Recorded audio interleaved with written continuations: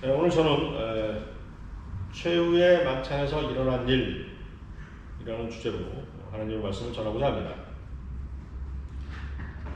주님과 제자들과의 최후의 만찬에서 일어난 일들은 여러 가지가 있습니다. 지난주 우리가 행했던 주의 만찬 역시 최후의 만찬에서 일어난 일입니다. 이 시간 설교에서 최후의 만찬에서 일어난 모든 일들을 다 말씀드리기는 시간 관계상 어렵습니다.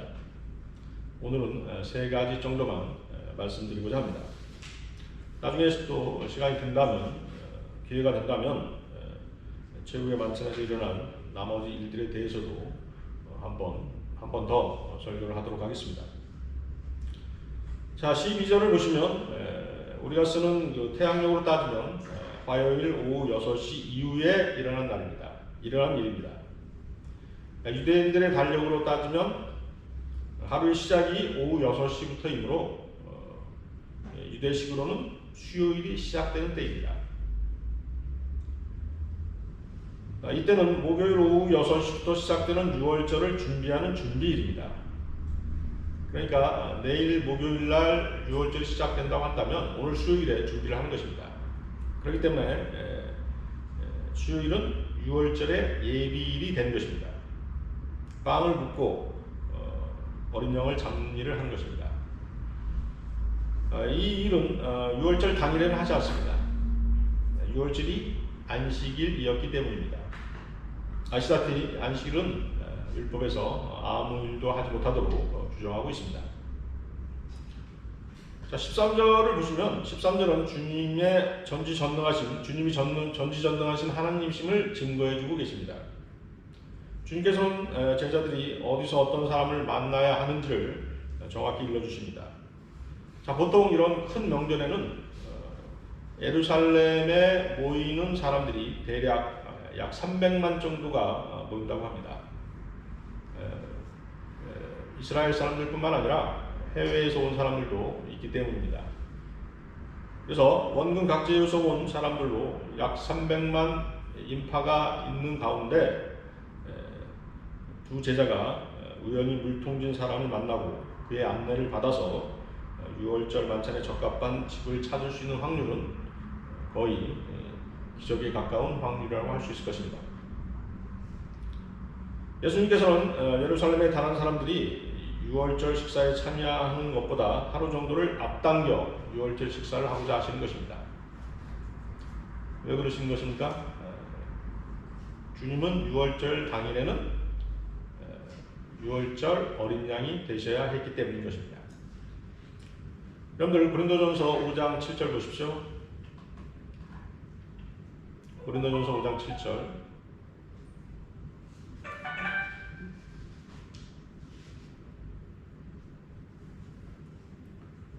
그러므로 묵은 누룩은 떼어내버리라. 그래야 너희가 누룩을 넣지 않는 새 반죽이 되리라. 우리의 유월절 양이신 그리스도께서 우리를 위하여 희생되셨으므로 자, 뭐라고 말씀하십니까? 우리의 유월절 양이신 그리스도께서 우리를 위하여 희생되셨으므로 우리가 그 명절을 지키되 묵은 누룩이나 또 악하고 가증한 누룩으로도 말며 오직 누룩 없는 성실과 진리의 빵을 가지고 지키자. 자, 최후의 만찬에서 일어난 일, 첫 번째는 제자들의 발을 씻기셨습니다.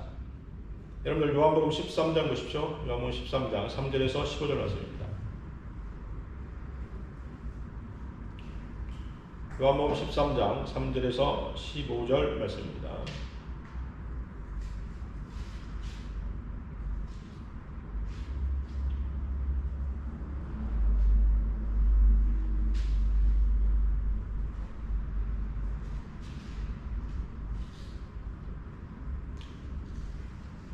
예수께서는 아버지께서 모든 것들을 자기 손안에 주신 것과 자기가 하나님께로부터 왔다가 하나님께로 가는 것을 아시고 저녁 식탁에서 일어나시어 옷을 벗어 한쪽에 놓고 수건을 가지고 허리에 두르시더라. 대야에 물을 부으신 후 제자들의 발을 씻어 주시며 또 허리에 두른 수건으로 닦아 주시기 시작하고 그 다음에 시몬 베드로에게 오시니 베드로가 주께 말씀드리길 주여 주께서 내 발을 씻으려 하시나이까? 라고 하더라. 예수께서 대답하여 그에게 말씀하시기를 내가 하고 있는 일을 내가 지금은 몰라도 이후에는 알게 되리라고 하시니 베드로가 주께 말씀드리기를 주께서 내 발은 절대로 씻기시지 못할 것입니다 라고 하니 예수께서 그에게 대답하시기를 만일 내가 너를 씻기지 아니하면 너는 나와 상관이 없느니라고 하시더라. 시몬 베드로가 주께 말씀드리기를 주여 내 발뿐만 아니라 손과 머리도 씻어주소서 라고 하니 예수께서 그에게 말씀하시기를 이미 목욕한 사람은 발밖에 씻을 필요가 없으니 그는 온몸이 깨끗함이라. 너희는 깨끗하나 다 그런 것은 아니니라고 하시더라. 이는 주께서 자기를 배반할 자가 누구인지 아심이라. 그러므로 말씀하시기를 너희가 다 깨끗한 것은 아니니라고 하신 것이라. 그리하여 그들의 발을 씻기신 후에 옷을 입으시고 다시 앉으시어 그들에게 말씀하시기를 내가 너희에게 행한 일을 알겠느냐? 너희는 나를 선생이라 또 주라 부르니 너희 말이 옳도다. 이는 내가 그렇기 때문이라. 내가 너희 주와 선생으로 너희 발을 씻겼으니 너희도 서로의 발을 씻겨주는 것이 마땅하니라. 내가 너희에게 한 본을 보였으니 내가 너희에게 행한 대로 너희도 행하여야 하리라. 지금 읽은 본문은 기독교 학교 혹은 세상교회에서 세족식이라고 불리는 의식입니다. 여러분들 세족식 해보셨습니까? 해보신 분도 계실 거라고 믿고 있습니다. 일부 기독교 대학에서는 특별한 날을 정해서 교수들이 제자들의 발을 씻어줍니다. 또 일부 교회에서는 예수님의 성님의 뜻을 기린다는 의미로 세족식을 거행합니다. 주님께서 제자들의 발을 씻긴 그 의미를 정확히 알고 있었다면 그들은 그런 외식적인 행위를 하지 않았을 것입니다. 그들의 행위는 주님의 뜻을 모르고 흉내만 내는 유선적인 의식일 뿐입니다. 자, 주님께서는 저녁 식탁 자리에서 일어나셨습니다. 그 저녁 식탁은 6월절 최후의 만찬입니다. 주님은 창조주 하나님이셨지만 온 우주에서 가장 존귀하신 신분을 내려놓으시고 마치 한 집안의 종처럼 허리에 수건을 두르시고 제자들의 발을 하나씩 씻기시고 수건으로 닦아주셨습니다. 이러한 주님의 모습을 잘 표현한 구절이 빌립보서 2장 5절에서 8절 말씀입니다. 자, 제가 읽겠습니다. 너희 안에 이 생각을 품으라. 곧 그리스도 예수 안에도 있는 생각이라. 그는 하나님의 형체로 계심으로 하나님과 동등하게 되는 것을 탈취라 생각지 아니하셨으나 오히려 자신을 비워 종의 형체를 입으시고 사람과 같이 되셨느니라. 그래야 사람과 같은 모습으로 나타나셔서 자신을 낮추시고 죽음에까지 순종하셨으니 십자가의 죽음에까지라. 주님께서는 하나님이셨지만 종의 형체를 입으시고 사람의 모양으로 이 땅에 오신 것입니다. 자, 이러한 주님께서는 십자가의 죽음을 이기시고 부활 승천하셔서 지금 하나님 우편에 앉아 계십니다. 지금은 성령님을 통하여서 우리를 말씀으로 양육하시고 말씀의 물로 닦아주고 계십니다. 우리가 주님의 거룩한 신부로 예비되도록 또 주님과 함께 살게 될 셋째 하늘에 합당한 신분에 걸맞도록 우리를 씻어주고 계신 것입니다. 주님께서 씻어주시는 것은 제자들의 발이지 몸이 아닙니다. 몸은 이미 깨끗하게 된 것입니다. 자, 주님께서는 10절에서 이미 목욕한 사람은 발밖에 씻을 필요가 없으니 그는 온몸이 깨끗함이라고 말씀하셨습니다. 목욕한 사람, 몸을 씻은 사람은 구원받은 사람입니다. 이미 깨끗하게 된 사람입니다. 그러나 구원받은 사람도 죄를 지을 수 있습니다. 세상에 돌아다니다 보면 발은 더러워질 수밖에 없는 것입니다. 그래서 더러워진 발을 말씀의 물로 씻어야 합니다. 세상죄로 더러워진 사람은 하나님께서 부르셔서 하나님께서 인도하시는 길을 걷기에 합당치 않기 때문입니다. 성경 말씀은 그리스도인의 삶을 정직케 하고 모든 행동을 깨끗하게 해주는 것입니다. 그래서 시편 119편 9절을 보면 청년이 무엇으로 자기 길을 정결케 하리까 주의 말씀을 따라 조심할 것이니까. 하나님의 말씀을 받은 사람들은 그 말씀에 순종해서 자신의 행실을 조심하는 것입니다. 자, 7절 보십시오. 예수께서 대답하여 그에게 말씀하시기를 내가 하고 있는 일을 내가 지금은 몰라도 이후에는 알게 되리라. 자, 이후. 여기서 이후의 의미는 지금 베드로에게 하시는 말씀이지 않습니까? 그래서 베드로가 주님이 하신 것처럼 다른 사람의 발을 씻어주게 될 때를 의미하기도 하고, 또 한편으로는 베드로가 주님을 부인함으로써 다른 사람들이 아닌 자기 자신의 발을 먼저 씻어야 할 때를 말하기도 하는 것입니다. 그래서 두 가지 의미가 있는 것이죠. 자, 베드로뿐만 아니라 제자들은 지금 주님이 하시는 행동이 무엇을 의미하는지 정확히 파악하고 있지 못합니다. 단지 어안이 벙벙할 뿐입니다. 하지만 주님께서 갈보리 십자가에 달려 죽으셨다가 다시 살아나신 이후에는 자신들이 무엇을 해야 하는가를 깨닫게 될 것이라고 말씀하신 것입니다. 자, 주님은 아주 단호하게 말씀하십니다. 만일 내가 너를 씻기지 아니하면 너는 나와 상관이 없느니라. 자, 이 말씀의 의미가 무엇입니까? 너희는 너희 스스로 씻을 수가 없다. 다시 말하면 너희는 너희 스스로를 구원할 수 없다. 자신을 주 예수 그리스도의 피로 씻지 않으면 구원받을 수 없다. 자신을 주 예수 그리스도의 피에 의지하여 죄를 자백하고 말씀으로 자신을 씻지 않으면 깨끗하게 될 수 없다.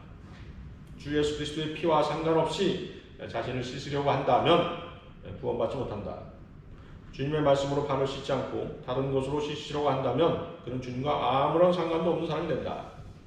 자신이 그리스도인으로서 주님과 관계가 있는 사람이라면 그는 주님께서 씻어주신 사람이어야 하고 주님 앞에서 깨끗함을 유지하도록 노력하는 사람이어야 한다는 말씀인 것입니다. 우리는 죄로 가득 찬 세상에 살고 있고 항상 죄에 노출되어 있습니다. 그러므로 구원받은 후에 죄를 지었을 때 자백하고 죄를 버림으로써 주님과의 교제가 단절되는 일이 없도록 해야 하는 것입니다. 잠언 28장 13절은 뭐라고 말씀하십니까? 자기 죄들을 숨기는 자는 번성하지 못할 것이나 죄들을 자백하고 버리는 자는 누구나 자비를 얻느니라. 죄를 자백하는 것으로 끝나서는 안 되는 것입니다. 그 죄를 버려야 되는 것입니다. 죄를 자백하고 버리지 않는다면 우리는 주님 앞에 담대함을 잃어버리게 될 것입니다. 그렇게 되면 우리는 주님의 은혜의 보좌로 나아갈 수 없게 됩니다. 우리의 필요도 간구하지 못할 것이며 우리는 어둠 가운데 갇혀서 살게 될 것입니다. 자, 9절 보십시오. 베드로가 뭐라고 얘기합니까? 주여, 내 발뿐만 아니라 손과 머리도 씻어주소서.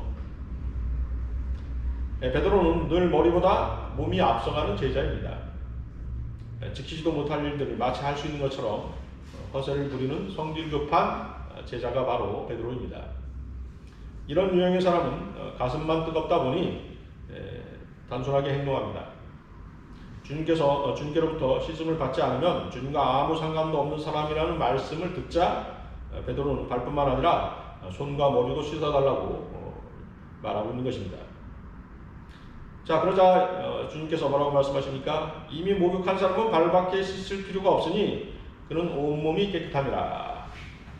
이미 구원받은 사람은 또 구원받을 필요가 없다는 것입니다. 또 받을 수도 없습니다. 네?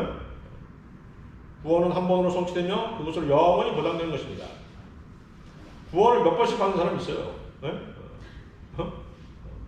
특히 이런 경우는 어디서 많이 보게 되냐면 구원파에서 그런 경우를 보게 돼요. 구원파의 구원은 무엇입니까? 깨달음이잖아요. 깨달음으로 가거든요. 그러니까 자기가 깨닫지 못했다고 생각하면 계속 깨달으려고 여기서 상담하고 저기서 상담하고 계속 돌아다니는 거예요. 그러면서 나 좀 7년 만에 구원받았어, 10년 만에 구원받았어, 이렇게 간증을 하거든요. 구원을 굉장히 어렵게 만들어 놓은 거예요. 그리고 심지어 어떤 사람도 있냐면 아예 구원을 포기하는 사람도 있습니다. 나는 구원 받지 못했어. 도저히 못 깨닫겠어. 도대체 내 죄가 어떻게 해서 용서가 됐는지 도저히 못 깨닫겠어 하면서 아예 포기하는 사람도 있어요. 심지어 구원 문제를 어떻게 만들어 놓은 거예요? 굉장히 어렵게 만들어 놓은 것이죠. 네? 자, 여러분들 이 구절하고 이 주님의 말씀하고 아주 어울리는 구절 있죠? 여기 잡고 여러분들 히브리서 보십시오. 히브리서 10장 12, 14절 한번 보십시오.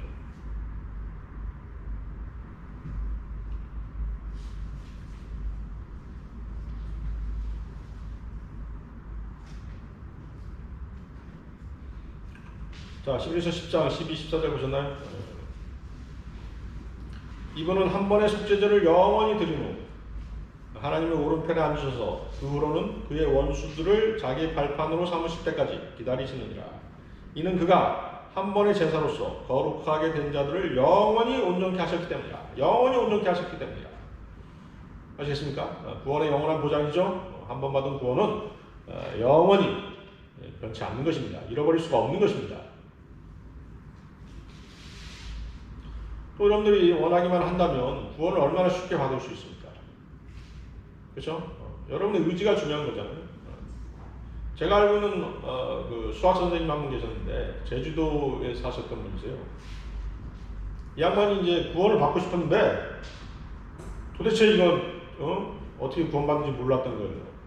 그러니까 이 양반이 밤에 이제 길을 걸어가면서 하늘을 향해서 막 그 소리를 지른 거예요. 하나님 왜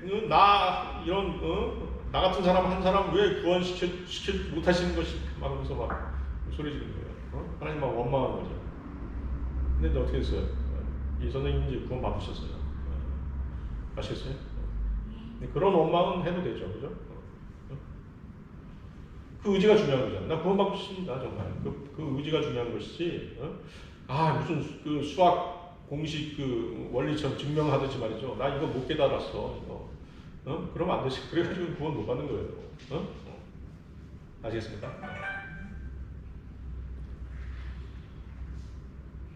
자, 주 예수 그리스도를 믿고 구주로 영접했다면 그 사람은 이미 깨끗해진 것입니다. 구원 받은 것입니다. 이미 목욕이 끝난 사람입니다. 이 사람은 주 예수의 이름과 우리 하나님의 영으로 씻음을 받았고 거룩하게 되었으며 의롭게 된 사람입니다. 그러나 구원받은 후에 또 죄를 짓는다면 그는 발을 씻어야 하는 것입니다.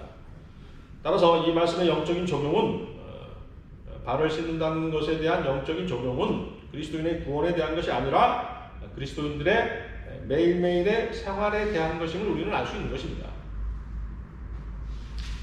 자, 12절 보십시오. 다시 돌아와서 그들의 발을 씻기신 후에 옷을 입으시고 다시 앉으시어 그들에게 말씀하시기를 내가 너희에게 행할 일을 알겠느냐? 주님께서는 스스로 낮아지셔서 제자들의 발을 씻어주시고 종으로서 섬기는 모습과 겸손을 보여주신 것입니다. 제자들에 대한 극진하신 사랑을 보여주신 것입니다. 주님께서는 제자들을 구원하셨고 그들이 주님과 지속적으로 교제할 수 있는 방법을 알려주셨으며 이 예화를 통해서 모든 그리스도인들이 하나님과의 교제를 지속하기 위해서는 어떻게 해야 하는가를 가르쳐 주셨던 것입니다. 자, 하나님과의 지속적인 교제, 아름다운 교제를 계속 유지하려면 어떻게 해야 된다는 것입니까? 죄를 자백하고 버려야 한다는 것입니다. 자, 13절에서 주님께서는 제자들에게 너희는 나를 선생이라 또 주라 부르니 너희 말이 옳도다. 이는 내가 그렇기 때문이라고 말씀하십니다. 여기서 주님 자신을 선생이라고 말씀하신 것은 자신을 따르는 제자들이 있었기 때문에 그렇게 말씀하신 것입니다. 그러나 예수 그리스도에 대한 호칭은 주님이어야 합니다. 더 로드. 우리는 주 예수 그리스도를 주님이라고 불러야 하는 것입니다. 우리에게 진리를 가르쳐 주시고 스스로 모범을 보여주신 분이시며 무엇보다도 자신의 몸을 들여 화목제물이 되신 분은 우리의 주인이시며 만왕의 왕이시고 만주의 주가 되시는 분이십니다. 주님에 대한 호칭은 항상 경건한 마음으로 숭앙하는 태도로 정확하게 사용해야 되는 것입니다. 세상 교회 어떤 사람들처럼 마치 친구 대하듯이 하고 위인전기에 나오는 세상의 유명인의 반열에 있는 어떤 인물처럼 그렇게 호칭을 함부로 고쳐서 사용해서는 안 되는 것입니다. 여러분들이 알고 있는 전모 목사가 있죠? 아주 하나님을 호칭할 때 아주 불손하게 하지 않습니까? 그 사람 뭐라고 얘기합니까? 하나님 너 까불지 마. 뭐 이렇게 얘기하잖아요. 까불면 나한테 혼날 거야. 나한테 죽어. 뭐 이렇게 얘기해요. 그 사람은 목사가 아니죠. 그리스도인이 아닙니다. 그냥 정치 선동가죠. 그 사람이 어떤 목사라고 하는 타이틀을 갖고 있는 것 자체가 좀 부끄럽더라고요, 사실은. 그래서 교회 목사들이 욕을 먹는 거예요. 그 사람 때문에. 그런 사람 때문에. 가가지는 거예요. 그렇습니다. 그 사람은 뭐예요? 예수 그리스도를 높여야 되는데도 불구하고, 하나님을 높여야 되는데도 불구하고 자기 자신을 높이고 있는 거예요. 하나님도 내 밑에야, 뭐 이런 태도잖아요. 그렇죠? 그 사람은 구원을 받지 못했죠. 당연히 주님에 대해서 성경을 잘못 배운 사람입니다. 그런 사람들은 예수라고 하는 호칭을 마치 친구 부르듯이 그렇게 사용하는 것입니다.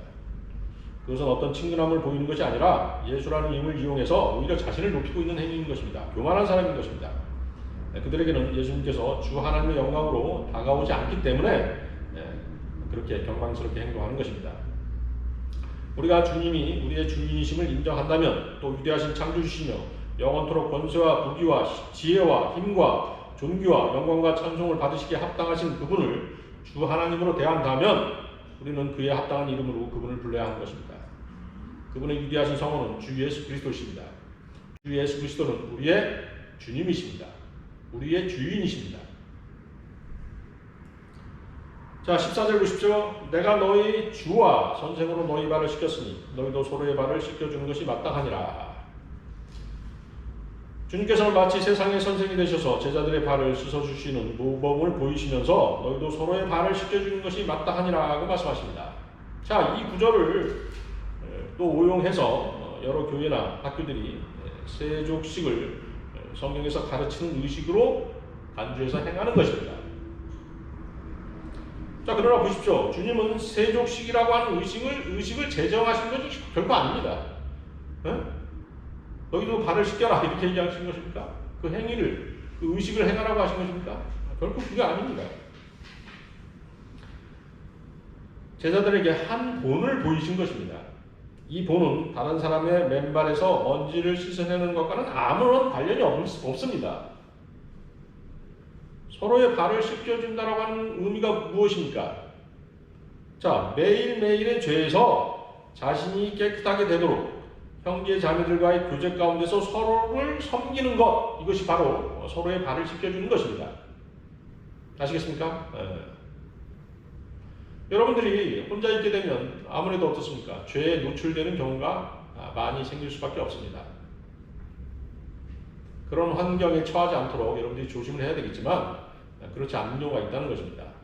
그러면 여러분들이 죄에 노출이 되지 않으려면 어떻게 되는 것이에요? 말씀 가운데 행해야 되고, 또 형제 자매들과의 교제 가운데 있어야 되고, 또 형제 자매들을 섬기는 가운데 있어야 된다는 것입니다. 그것이 바로 뭐예요? 서로의 발을 씻겨주는 행위라는 것입니다.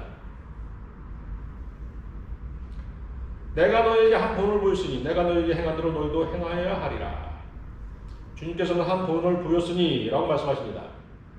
주님께서는 한 규례를 정해 주셨다고 말씀하신 것이 결코 아닙니다. 어떤 교회에서는 이른바 세족식이라고 하는 것을 마치 무슨 교회의 규례나 되는 것처럼 여기고, 특히 어떤 특별한 집회 같은 데서 중요한 행사로 이것을 행하는 것을 보게 됩니다. 그들은 주님께서 한 본을 보였으니 내가 너희에게 행한 대로 하신 말씀을 오해한 것입니다. 세족식이라고 하는 교회 규례는 성경 어디에도 없습니다. 주님께서 행하신 대로, 즉 주님께서 행하신 것처럼 너희도 행하라고 하신 말씀이지, 주님께서 행하신 바로 그 세족식을 의식으로 행하라, 그 뜻이 아니지 않습니까? 그렇죠? 주님께서 문짝대로 형제 자매의 발을 물로 씻어주라고 말씀하셨습니까? 아니지 않습니까? 주님께서는 주님께서 행하신 그 안에 담긴, 발을 씻어준 그 안에 담긴 그 일들을 행하라고 말씀하신 것입니다. 자, 말씀을 깨닫지 못하니까 외형적인 것, 외식적인 의식만을 강조하는 것이 세상과 세상 교회의 모습인 것입니다. 자, 최후의 만찬에서 일어난 일, 두 번째는 유다 이스카리옷의 정체를 밝히셨습니다. 여러분들 요한복음 13장 21절에서 27절 보십시오. 요한복음 13장 21절에서 27절 말씀입니다.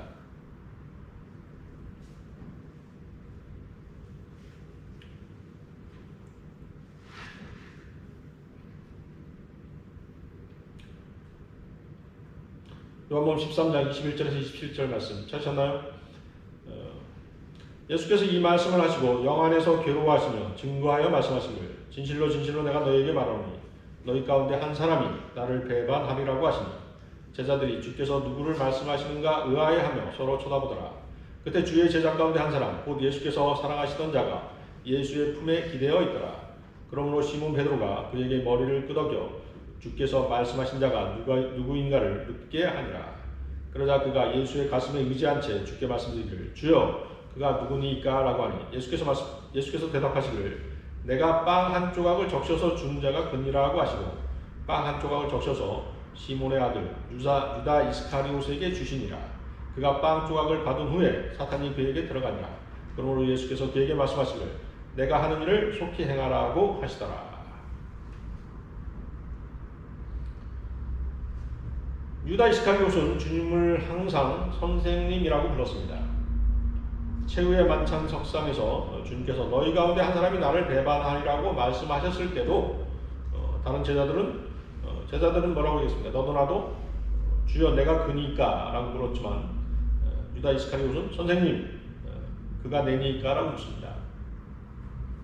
어떻게 보면 더욱더 주님을 공경하는 것처럼 보이지만 사실은 그렇지 않습니다. 그런 겟세마네 동산에서 주님을 팔아 넘기는 순간에도 주님께 와서 선생님 하며 입을 맞추었습니다. 유다는 예수님을 주님으로 호칭한 적이 없습니다. 왜 그랬겠습니까? 그는 목욕을 하지 않은 제자였기 때문입니다. 그는 결코 구원받은 적이 없었기에 발을 씻어야 할 이유도 없었던 것입니다. 유다 이스카리옷은 멸망의 아들이며 적그리스도입니다. 그 이름의 숫자는 666입니다. 자, 여러분들 여기 잡고 데살로니가 후서 한번 보십시오. 데살로니가 후서 2장 3절에서 8절 말씀입니다. 데살로니가 후서 2장 3절에서 8절 말씀.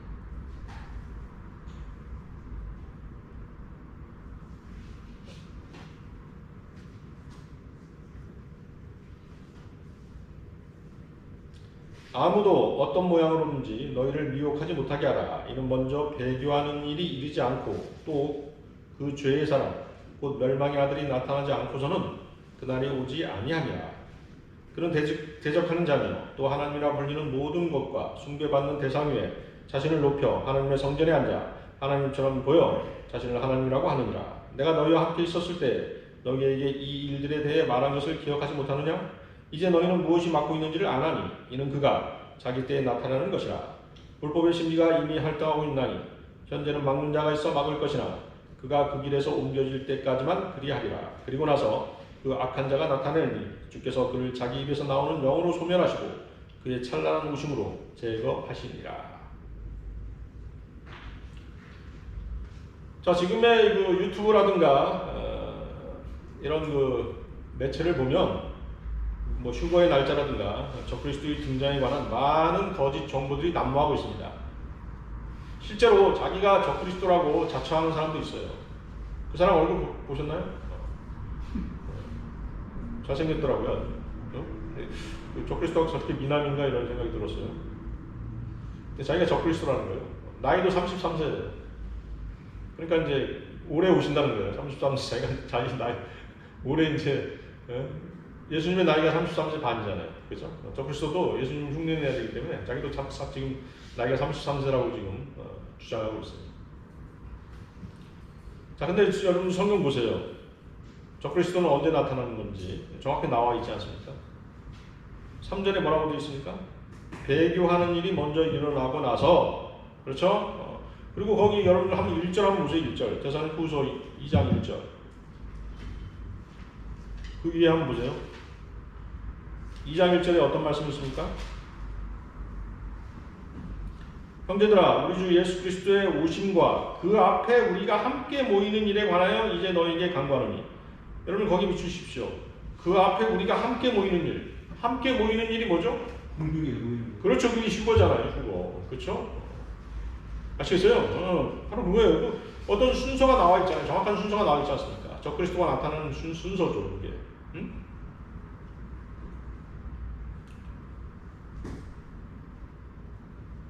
그러니까 이 내용을 정리해 보면, 자, 주의 날은 재림이죠.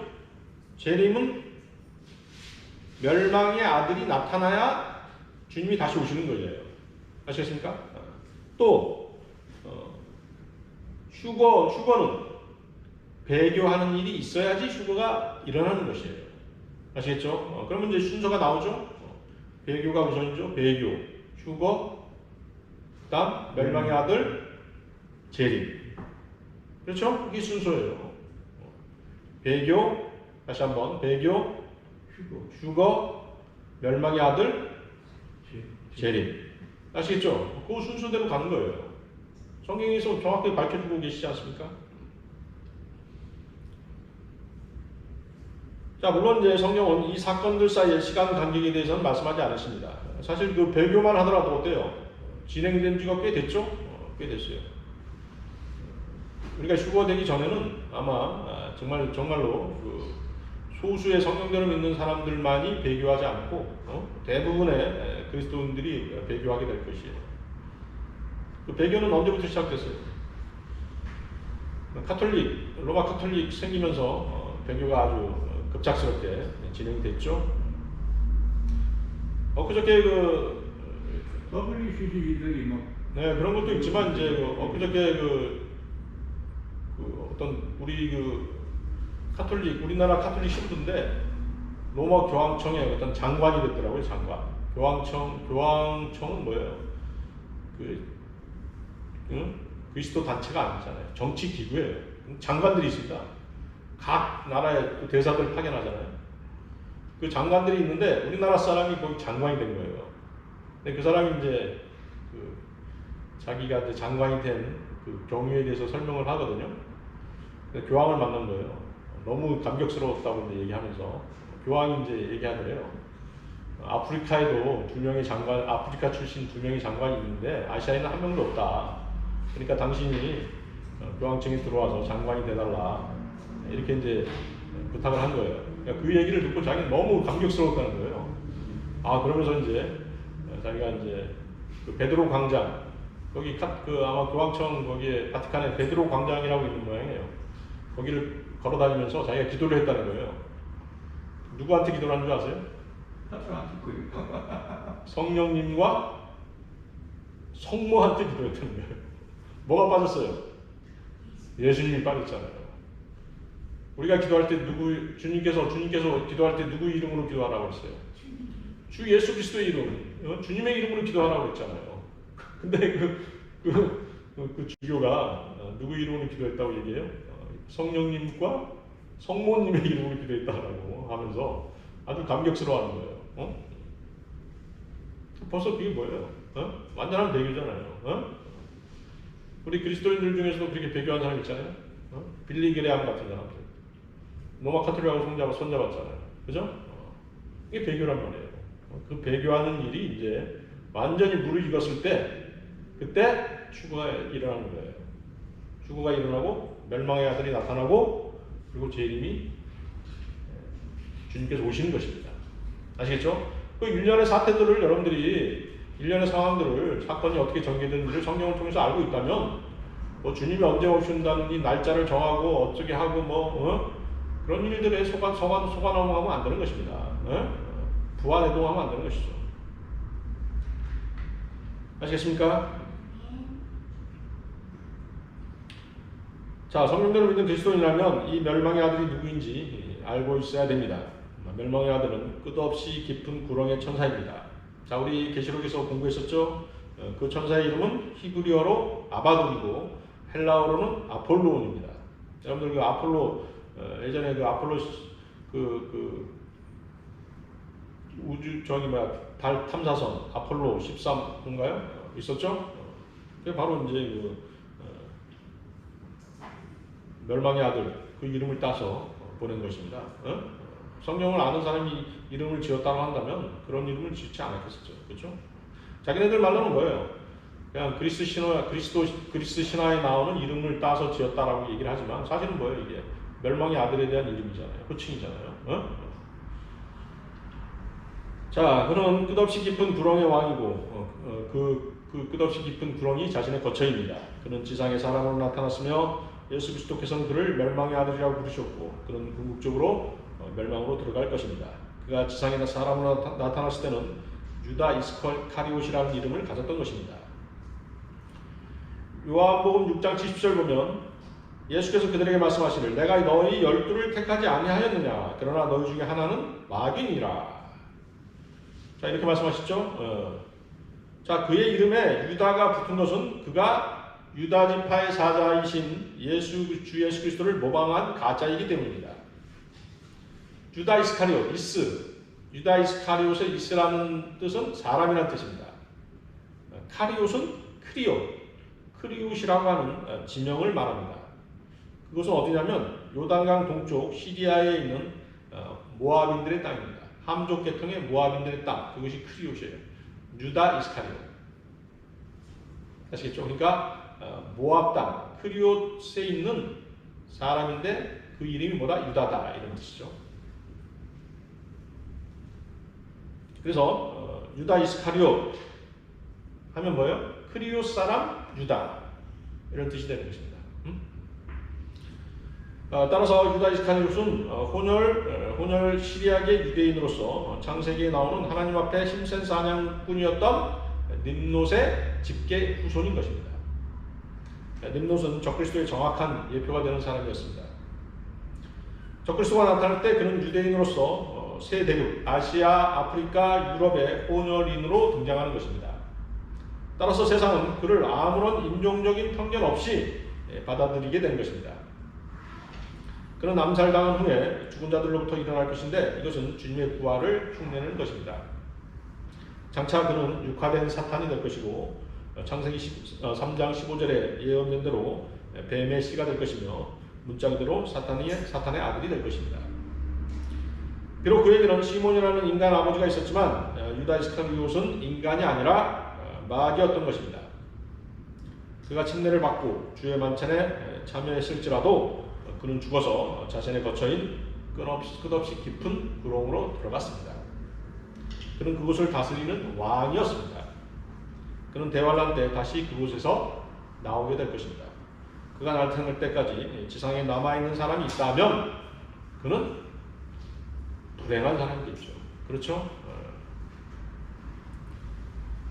자, 여러분들 다시 6절 보십시오. 데살로니가후서 2장 6절이죠. 그가 미래의 특정한 시기에 나타날 것이라고 말씀하고 계십니다. 그가 자기 때에 나타나는 것이라. 자, 그리스도인이라면 멸망의 아들의 정체에 관해서 대환란 때까지 기다릴 필요가 없는 것입니다. 성경을 통해서 우리는 충분히 그가 어떤 사람인지 알 수 있는 것입니다. 자, 예수 그리스도는 하나님의 아들이십니다. 적그리스도는 멸망의 아들이죠. 예수 그리스도는 슬픔의 사람이십니다. 그렇죠? 육신을 입고 오셔서 우리의 죄 때문에 십자가에 달리셔야 했던 그런 분이셨습니다. 그렇지만 적그리스도는 죄의 사람입니다. 예수 그리스도께서는 경건의 신비를 이루셨습니다. 적그리스도는 불법의 신비를 성취시키는 사람입니다. 예수 그리스도는 참 포도나무이십니다. 적그리스도는 땅의 포도송이로 표현되어 있습니다. 예수 그리스도는 선한 목자이십니다. 그렇지만 적그리스도는 우상 목자라고 불립니다. 목자라는 표현은 어떤 종교적인 표현이잖아요. 종교 지도자의 표현입니다. 그렇다고 한다면 적그리스도는 어디서 나타나게 된다는 것입니까? 로마 카톨릭을 통해서 등장한다는 것입니다. 예수 그리스도께서는 하나님 아버지의 이름으로 오셨습니다. 그렇지만 적그리스도는 자기 이름으로 오는 것입니다. 적그리스도는 시리아계 유대인으로 함족의 피를 이어받은 자입니다. 그는 또한 양성의 자이며 포악한 통치자로 다스리게 될 것입니다. 시온산에 있는 재건된 성전에서 메시아로 행세할 것입니다. 그는 자신이 육신으로 나타난 하나님이라고 거짓말을 할 것이며 성전 의식을 통해 인육을 먹고 사람의 피를 마시고 성전 창녀들을 끌어들여 음행할 것이며 예수 그리스도께서 하나님이심을 부인하게 될 것입니다. 예루살렘은 그가 다스리는 동안 소돔과 이집트가 될 것이라고 말씀하십니다. 그는 42개월, 즉 3년 반 동안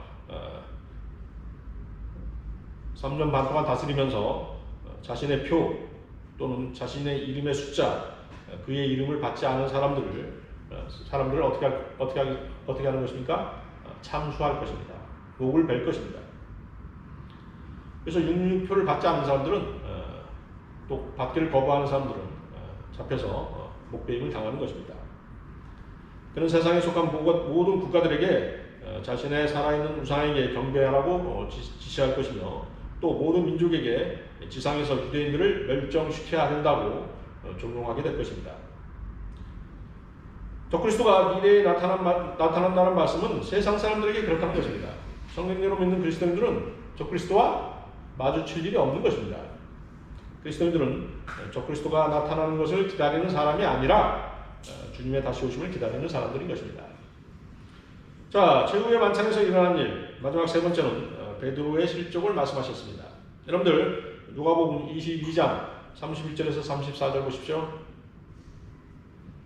누가복음 22장 31절에서 34절입니다.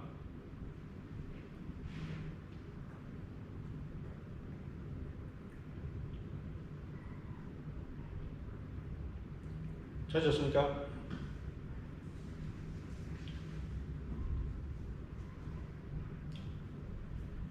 또 주께서 말씀하시기를 시몬아 시몬아 보라 사탄이 너희를 밀처럼 키질하려고 찾았느니라. 그러나 내 믿음이 약해지지 않도록 내가 너를 위하여 기도하였으니 내가 휴심하게 되면 내 형제들을 굳게 하라고 하시더라. 그가 주께 말씀드리기를 주여 주와 함께라면 감옥이나 죽음에까지라도 가기로 준비되어 있나이다 라고 하니 주께서 말씀하시기를 베드로야 내가 너에게 말하노니 오늘 닭이 울기 전에 내가 나를 안다는 사실을 3번 부인하리라고 하시더라. 주님께서는 베드로가 3번 자신을 부인할 것이라고 말씀하십니다. 사탄이 너희를 밀처럼 키질하려고 찾았느니라. 여러분들 키질이 뭔지 아시죠? 키질은 곡식을 키에 담아서 까불러서 어떤 티끌이나 건물 따위를 날려보내는 일을 말합니다. 여러분들 그 시골 생활을 좀 하셨으면 키질이 뭔지 잘 아실 것입니다. 주님은 사탄이 베드로와 제자들의 주님에 대한 사랑, 그것을 뺏어가기 위해서 키질을 하려 한다고 말씀하십니다. 이 키질은 그리스도인이라면 누구나 당할 수 있는 시험과 같은 것입니다. 예를 들어서 베드로를 예로 든다면 사탄은 베드로의 주님에 대한 사랑과 충성심을 키질한 것입니다. 흔들어 놓은 것이죠. 반면에 주님께서는 베드로가 실족하지 않도록 그것을 막아주신 것입니다. 사탄이 여러분을 시험하도록 주께서 허락하신다면 그 목적은 여러분의 삶에서 불순물을 제거하시기 위함입니다. 욥기 23장 10절을 보면 욥이 고난 중에 뭐라고 말했습니까? 그가 나를 연단하시면 내가 금같이 나오리라. 주님께서는 여러분을 용광내에 넣으셔서 찌꺼기가 위에 떠올라 제거되도록 인도하시는 분이십니다. 여러분의 불순물, 여러분의 죄 등을 제거하시기 위하여 여러분을 시험하시는 것입니다. 불순물을 제하면 정금만이 남습니다. 키질을 해야 곡식 알갱이만 남는 것입니다. 사탄의 불같은 시험을 통과한 베드로는 베드로전서 4장 12, 13절에서 뭐라고 말합니까? 사랑하는 자들아 너희를 연단시키려는 불같은 시련에 관하여 너희에게 어떤 이상한 일이 일어나는 것처럼 이상하게 여기지 말고 도리어 너희가 그리스도의 고난에 참여하는 자들이 되는 것이니 즐거워하라. 이는 그의 영광이 나타나실 때 너희도 큰 기쁨으로 즐거워하게 하려 함이니라. 신실한 그리스도인은 시험을 당하게 되어 있는 것입니다. 그것을 피해갈 수 없습니다. 그러나 여러분이 주님을 위해 시험을 통과한다면 기뻐할 수밖에 없습니다. 그 시험을 통해 여러분은 성장할 것이고 연단될 것입니다. 불순물이 제거될 것이고 죄와 단절하게 될 것입니다. 또 여러분이 시험을 성공적으로 통과한다면 주님은 그 시험을 통과한 사람들에게 그리스도의 심판석에서 면류관을 주시겠다고 약속하셨습니다. 야고보서 1장 12절을 보면 시험을 견뎌내는 자는 복이 있도다. 이는 그가 시련을 거친 후에 주께서 자기를 사랑하는 자들에게 약속하신 생명의 면류관을 받을 것이기 때문이라. 자, 여러분들 누가복음 22장 32절 다시 보십시오. 그러나 내 믿음이 약해지지 않도록 내가 너를 위하여 기도하였으니. 자, 우리의 구주께서는 우리가 시험을 잘 통과하도록 기도하고 계십니다. 현재 예수 그리스도께서는 하늘에서 여러분을 위하여 성부 하나님 오른편에 앉으셔서 우리를 위해 중보하고 계시는 대제사장의 사역을 하고 계십니다. 자, 주님께서는 이렇게 기도하셨습니다. 요한복음 17장 9절을 보면 내가 그들을 위하여 기도하나이다. 나는 세상을 위하여는 기도하지 아니하고 다만 아버지께서 내게 주신 자들을 위하여 기도하나이다. 이는 그들이 아버지의 사람들이기 때문이다. 또 요한복음 17장 20절에서는 그러나 나는 이들만을 위하여 기도하는 것이 아니었고 그들의 말을 통하여 나를 믿을 사람들도 위한 것이옵니다. 자, 주님의 이러한 기도를 통해서 알 수 있는 사실은 중보기도의 중요성입니다. 우리에게는 한 번도 기도 응답에 실패한 적이 없으신 주 예수 그리스도께서 우리의 중보자로 계시는 것입니다. 자, 그분이 우리의 주님이란 사실이 우리의 가슴을 뿌듯하게 하는 것입니다. 자, 누가복음 22장 32절 다시 보십시오. 주님께서는 베드로에게 내가 회심하게 되면 내 형제들을 굳게 하라고 말씀하십니다. 자, 그런데 마태복음 16장 16절을 보면 베드로는 이미 회심했던 적이 있었습니다. 어떻게 회심했었습니까? 시몬 베드로가 뭐라고 고백했습니까? 주는 그리스도 곧 살아계신 하나님의 아들이십니다 라고 고백하면서 그때 회심한 것입니다. 그런데 베드로가 실족하게 되죠? 뭐 때문에 실족한 것입니까? 주님을 부인했기 때문에 실족한 것입니다. 그렇죠? 그러니까 여기서 회심은 무엇입니까? 주님을 부인한 것에서 돌이키면, 그죠? 돌이키게 되면 내 형제들을 굳게 하라. 그 말씀이신 것입니다. 따라서 여러분들이 오해하지 말아야 할 것은 베드로가 구원을 잃어버리게 됐다는 그런 뜻이 아닙니다. 예수님께서는 그의 믿음이 떨어지지 않도록 기도하셨습니다. 주님께서는 멸망의 아들 외에는 잃어버리지 않으셨다라고 말씀하셨습니다. 그렇습니까? 요한복음 17장 12절이 그것을 증명하고 있습니다.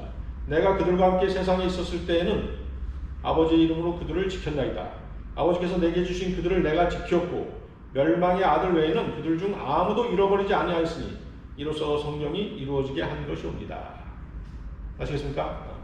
베드로가 실족했다고 해서 그것이 구원을 잃어버리신 것은 아니라는 것입니다. 그럼 무엇을 잃어버린 것입니까? 구원을 잃어버리신 것이 아니고 무엇을 잃어버린 것이죠? 그의 제자된 신분을 잃어버린 것입니다.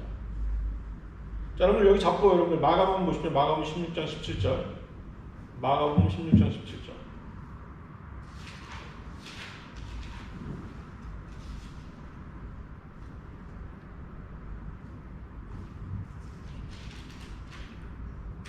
마가복음 16장 7절이죠. 보셨습니까? 마가복음 16장 7절에 뭐라고 말씀하고 계세요? 그리고 너희는 가서 주의 제자들과 베드로에게, 자, 너희는 가서 주의 제자들과 베드로에게, 주의 제자들하고 베드로를 따로 떼어서 말씀하시지 않습니까? 그렇죠? 그 말씀의 뜻이 무엇이에요? 베드로가 주님을 부인함으로써 제자의 자격을 상실했다라고 하는 의미인 것입니다. 그 제자의 자격은 요한복음 21장에서 회복이 되는 것입니다. 베드로는 그리스도를 3번 부인했기 때문에 요한복음 21장에서 그리스도를 3번 시인해야 했던 것입니다.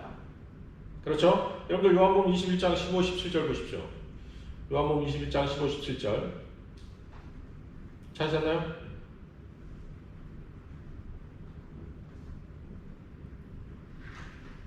요한복음 21장 15, 17절 찾으셨습니까?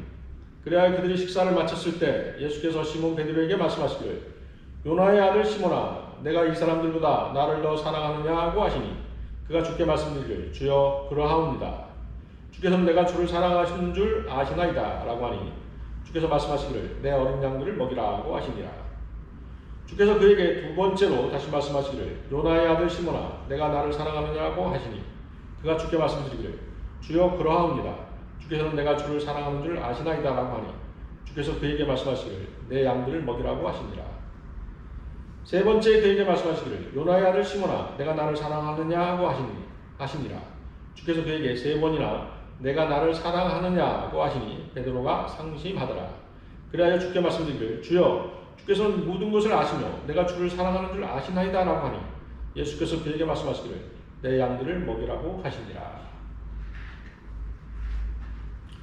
따라서 누가복음 22장 32절에 내 형제들을 붙게 하라. 내가 회심하게 되면, 내가 돌이키게 되면, 내가 제자의 신분을 회복하게 되면 내 형제들을 붙게 하라는 명령을 그렇게 내리게 되신 것입니다.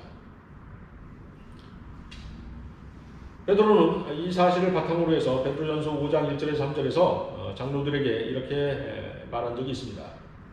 내가 너희 가운데 있는 장로들에게 권하노니 나도 장로된 자요 그리스도의 고난의 증인이며 또한 장차 나타나게 될 영광에 동참하게 될 자라. 너희 가운데 있는 하나님의 양문을 치고 돌보되 마지못하게 하지 말고 자원함으로 하며 더러운 이익을 위하여 하지 말고 준비된 마음으로 하며 하나님께서 맡겨주신 자들을 지배하려 하지 말고 오직 양문의 본이 되라. 베드로의 문제는 주님에 대한 사랑이 부족한 것이 아니었습니다. 베드로처럼 가슴이 뜨거운 사람이 어디 있었습니까? 그는 주를 3번 부인하는 순간에도 믿음을 잃어버린 것이 결코 아니었습니다. 문제는 그가 주님께 화가 나 있었던 것입니다. 왜 화가 나 있었죠? 자, 주님을 잡으러 온 사람들이 있었지 않습니까? 그렇죠? 베드로는 주님을 잡으러 온 그 무리들과 싸우려고 했습니다. 칼을 빼서 그 말코의 그 귀를 베어버리기까지 했지 않습니까?